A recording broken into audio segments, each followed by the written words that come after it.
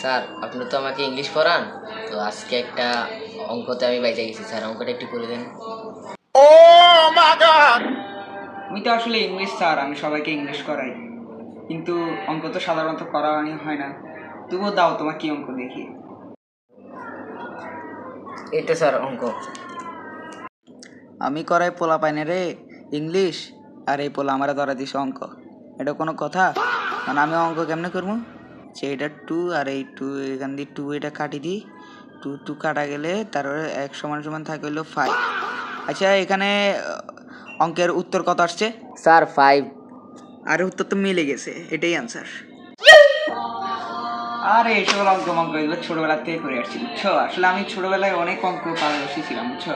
মানে এত অঙ্ক করতাম, মানে তাল গাছে আমার অঙ্ক করা দেখে আমার আব্বু আম্মা আমাকে মানে খাতায় কিনে দিল, আমি যেখানে পাইতাম ওখানে অঙ্ক করা শুরু করে দিতাম। আমাদের মানে ঘরের মধ্যে খালি খালি মানে অঙ্ক করা ছিল, বুঝছো?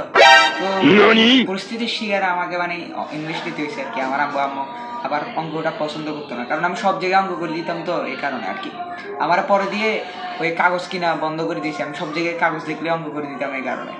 পরে দিয়ে আমি তাল পাতায় যে তাল পাতা দেখে দেখে অঙ্ক করছি, মানে আমার এত এত মানে অঙ্কের প্রতি আসলে তোমাদের যত অঙ্ক লাগবে আমাকে আমার কাছে আসবে, ঠিক আছে? দরকার হলে অঙ্কের কোচিং আমার কাছে করি, 100% প্লাস, 100% প্লাস।